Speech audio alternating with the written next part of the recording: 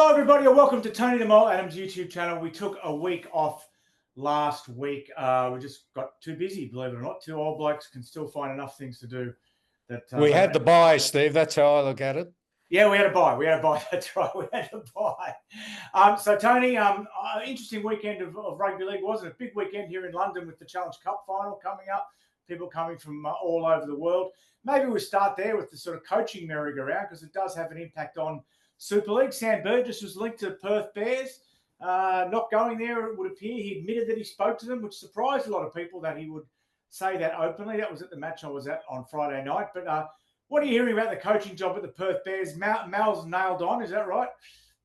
Yeah, seems to be. They want someone who's, as global a figure as you can get in rugby league. And Mal Meninga's probably, as high profile as anyone, probably alongside Sam Burgess. I guess those are the two most prominent people in the rugby league world as far as, being recognised in non-league towns, shall we say. And so Mal will be a great leader for Perth. But he'll definitely, he's getting on a bit, Mal, and I think he'll find himself a good young assistant coach. Someone like Matt King, Justin Holbrook, who's coached first grade at the Titans, someone like that who's looking for a start to really do most of the groundwork, and Mal will do kind of like a Wayne Bennett type role, more man management and be the face of the franchise. From what I can gather, Tony, I think Sam Burgess would have gone as an assistant, but the issue would have been money.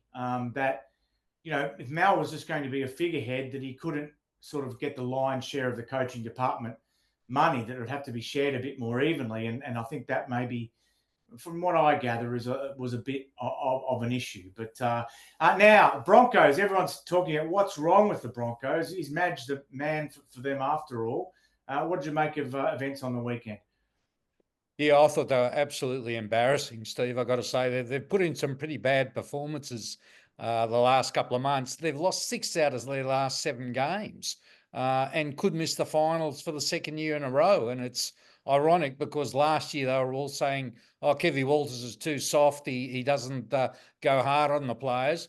Now the word is Madge, who's a well-known disciplinarian, is too hard on the players, and they want someone a little bit softer. So they can't have it both ways, the Broncos players. And I think some of these guys really have to have a good, hard look at themselves. And it's going to be very interesting when the team list comes out tomorrow, because he's really got to make changes. There's guys there, he's got a squad full of Origin and Test players, and they're just getting smashed every week by teams they should be beating. And the word is the camp is not a happy one. You can see on the field there's a fair bit of bickering. The body language isn't good.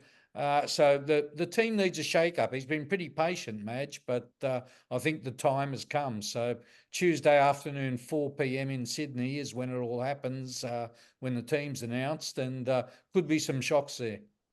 Now, your 9 stablemate Danny Widler had an interview with Lachlan Galvin, which aired just before we taped this.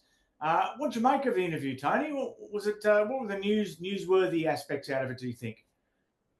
Well, Galvin put his hand up. Everyone was saying this whole thing was driven by Isaac Moses, his manager, who has a gripe with the Tigers and pulled him out as a result. Galvin said that wasn't the case, that he really drove it. He just wanted to challenge himself. It's a bit of a slap in the face to the Tigers for sure. But, he's young, he's confident, and he's backed himself. And who knows, in about 4 or 5 months, he could have a premiership to his name. So it could turn out to be a masterstroke. Who knows? And Origin, Tony, we haven't spoken since State of Origin. New South Wales, far too good, could have won by a lot more.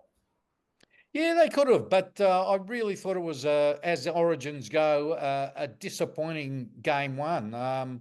for starters, not a single player on report. I mean, it's just stunning. No charges from the match review committee in the men's or women's origins, which were on consecutive nights. So it just seemed to lack the fire and the passion of origins of years gone by, and didn't have that magic moment you occasionally get in origin. We had some wonderful moments on the weekend and the weekend before. The Marky Mark try 2 weeks ago. Last weekend, Daniel Tupou just jumping high above the field to take a magnificent mark to score. Canberra's comeback. The Tigers almost producing a wonderful fight back. But yeah, Origin was just a bit flat, and the fans at Suncorp were pretty quiet through most of the game. And I think that sums up where the game was at. Tony, it's great to talk to you again. Hope your back feels a bit better. You're telling me off air that you're having a lot of trouble with your back. I've got faith in you. I think you'll make a full recovery and you'll be back out on the touch footy field. I believe in you. How many weeks, Steve? 63 weeks. You'll be out, but you'll be back. You'll be back. Fair enough. Talk to you next week. Or talk to you this Sounds week. good. Only Monday this week. Yes.